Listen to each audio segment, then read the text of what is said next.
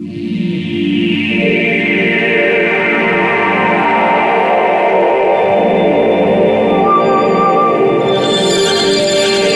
I would like now to call Mr. Giovanni Buttarelli, European Data Protection Supervisor, to talk to us with the subject, living in a future big data world, can prosperity, freedom and fundamental rights be reconciled?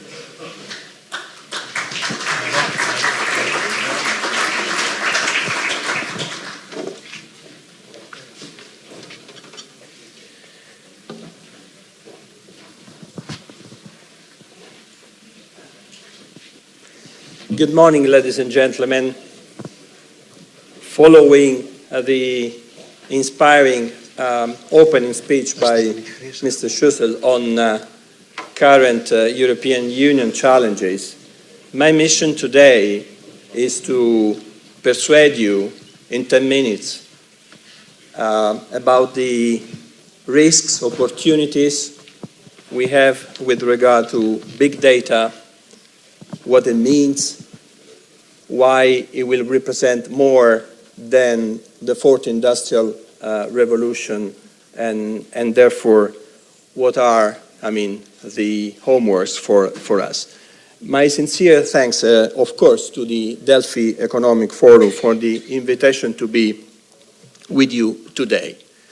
Why big data? Why personal information? Data is everywhere, and everyone, just to give you an example, at this conference venue, with a smartphone or tablet, is generating information, rich information. Soon, each of us will create 1.5 megabytes of new information every second. That's the equivalent of about 7 books. Each of you, every second, producing 7 books.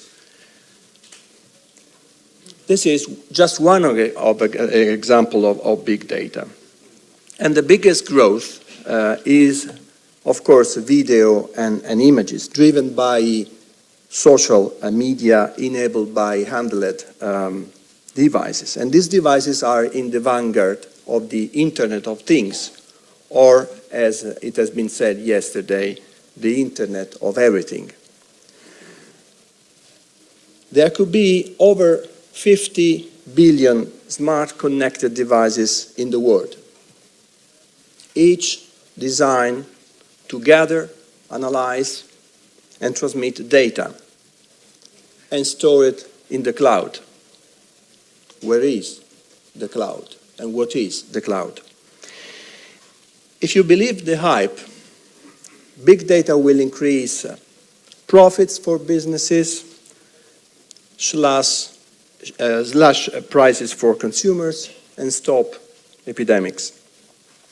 It is fashionable now to talk about data as a currency, as the new oil, as a digital breadcrumbs. This morning, at another working breakfast, someone rightly said that some of the services today are free of charge, though we all know that nothing is for free, because you pay in return with something extremely important, the personal information relating to you. And I have even heard data described as silk, something like deposits which we leave wherever we go, physically or virtually. I'm using metaphors, and all these metaphors help us visualize in different ways the new reality of the big data revolution. But they are imperfect images. They imperfectly capture the present extraordinary moment of confluence in technology. And I mean confluence of connection speeds, processing power, and storage capacity. But perhaps the most striking statistics is also the truest one.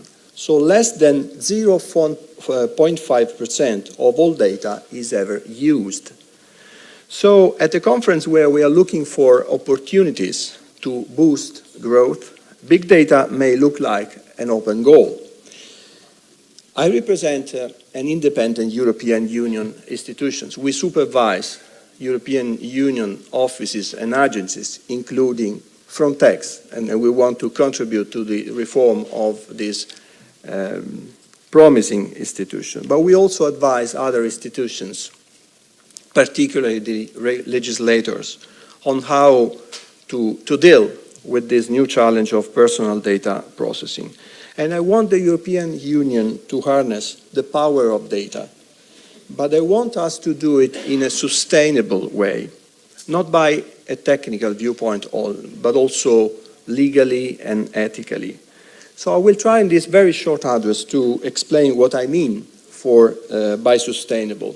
After 4 years of negotiation, the European Union has just in December last year concluded a huge and complex package of reforms which will affect soon every government, every business that targets these services at people in the EU. Everybody, even from the US, offering goods and services to people in the EU. It's a reform that will be published in the official journal in July this year, will enter into force in July, and has to be fully implemented in no more than 2 years. Is big data also personal data? More often than not, yes, it is personal data. So businesses and governments want to know what people are doing so that they can understand their behavior. And even better, they want to anticipate their behavior. They would like to change our behavior. And therefore, what are the benefits? And who is meant to benefit? Europe is a world leader on data protection. The European Union objectives has been always twofold. First of all, to allow the free flow of information to facilitate the internal market and today the digital strategy, the digital agenda, but also to protect the rights and interests of the individual. The United States has also a rich tradition of privacy protection. They have a good claim to being the birthplace of the modern right to privacy at the end of the 19th century, with the concept of the right to be let alone. But the United States at federal level do not have a comprehensive and coherent framework on personal data processing which applies to all sectors. And current discussions about the privacy shield and the umbrella agreement are a good example. So Europe, meanwhile, has set a gold standard. First in the 70s with national laws in many European Union member states, then with the Council of Europe Convention 108 introduced in 1981 and ratified now by all European Union member states. In 1995 with a directive which has been implemented in a fragmented way by all countries, and therefore we are now approaching a next step, one single law for 28 member states. We would like to speak with one voice. We would like to give American companies processing data in the EU one phone number. By 2004, the Asia-Pacific Economic Forum Cooperation has adopted privacy principles, and they are similar, surprisingly, to those in the EU. And last year, 2015, it has been reported that 109 countries in the world had adopted now data protection laws. And therefore, European Union is, on substance, leading by example, but by a technical viewpoint is now in the minority. But why the lawmakers are so active in this area around the world? Because along with the explosion and the ubiquity of data, there is a global debate on whether these trends are sustainable. More connected devices means more personal information than ever, stored on remote servers in the cloud. And law enforcement bodies would like to access this data everywhere. Technology now allows almost all this information to be used to identify and to single out everyone. the notion of data subject, a person who is identified or identifiable, will disappear in a few years. Everyone will be identifiable or re-identifiable. And these data are not necessarily provided by the users. They may be gathered while the user of the device is completely unaware. You're walking in this beautiful area, coming back to Amalia Hotel, or Xenonas, or if you go to see the Oracle, can be traced regardless of your active role. So the internet consumes much more energy than Greece. If the worldwide internet were a country, it would be the 12th largest consumer of electricity in the world, something in between Spain and Italy. And this represents roughly 1.1 to 1.5% of global electricity use. Is it sustainable? I spent a week in Silicon Valley last year, and I know that there is an enormous pressure from shareholders and venture capitalists to monetize this data. Technical sustainability means connectivity speeds, which are not evenly distributed among regions and income groups. But then there is legal and ethical sustainability. So for the global economy, this has been a rocky start to the year. Fears are growing that we may have witnessed a tech bubble. Will Silicon Valley eat itself? As someone said to me rhetorically last year in California. There are already signs of major consolidation in digital markets. So when the winner takes all in the offline world, that can create imbalances between producer and consumer.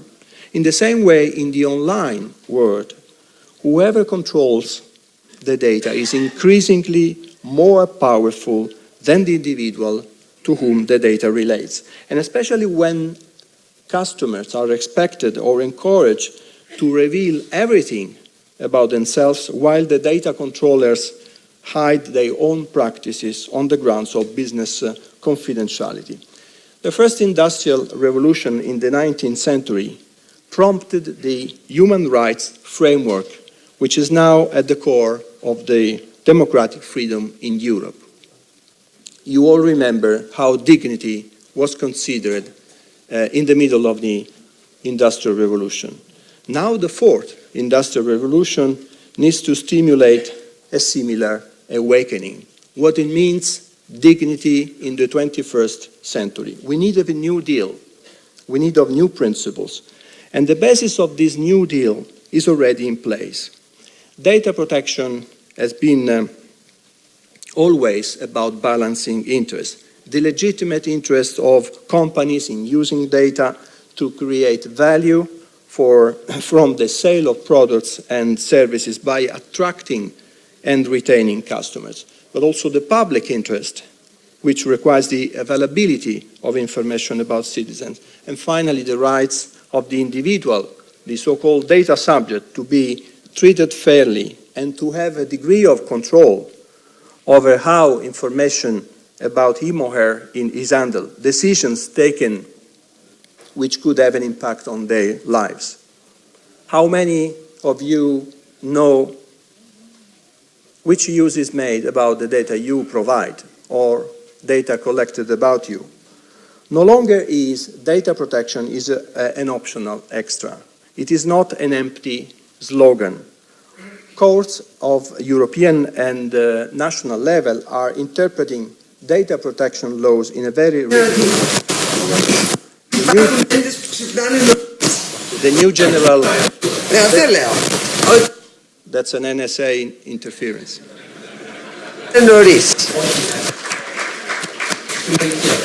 Εντάξει, και εμείς είμαστε στην ίδια κατηγορία. But we are transparent. They can collect everything about us. So let me come back for a second to the General Data Protection Regulation, the instrument which is likely to enter into force in July, to say that it creates new norms, like the right to be forgotten and the right to portability of data about ourselves. So this provision has been controversial and the subject of unprecedented lobbying, more than 4,000 amendments in Brussels. But they are soon going to be the reality. It's a complex area of law. The current text contains over 90 articles and 130 recitals. Data protection authorities, independent bodies like mine, like the sister authority in Greece, want to help. We want to inform citizens, we want to provide guidance to companies and public bodies. But this is about more than compliance. So a box-ticking exercise where you take note of the notice and you bureaucratically consent will be waste of resources and a waste of time. So the goal of the new regulation is to inculcate a new genuine culture of accountability. We want a new deal around the processing of personal data. We want to debureaucratize this area. We want to make it user-friendly. We want to make these provisions available for you in your day-to-day life in 1 second. So like in the area of antitrust, the goal is to treat companies as responsible adults. And therefore, data protection authorities will do less. We will assume more that controllers are complying with the letter and the spirit of the law. We will not leave them entirely alone, but we will intervene when necessary with sanctions that now will be up to the 4% of total worldwide revenue, or 20 million euros. So you see the difference.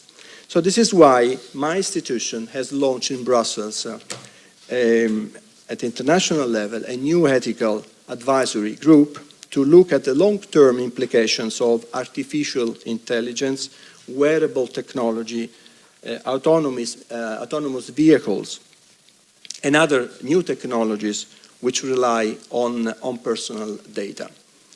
My vision is that we should not slow down innovation, but technologies should not, as such, dictate the solution just because it is technically feasible.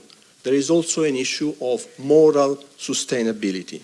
So, ladies and gentlemen, my message to you was and is to seize this exciting opportunity for the economy. And therefore, we would like to put the individual at the heart of the data-driven technology and algorithms, and to place trust in data regulators to find the right balance. President Obama, a couple of years ago, has established a high-level task force, and they produced a paper on big data, the title of which is Big Data, Sizing Opportunities and relevant risks. I think we should consider both by thinking in a positive way, but not to underestimating the opportunities we have to build an entirely different world, the big data world. Thank you for your attention.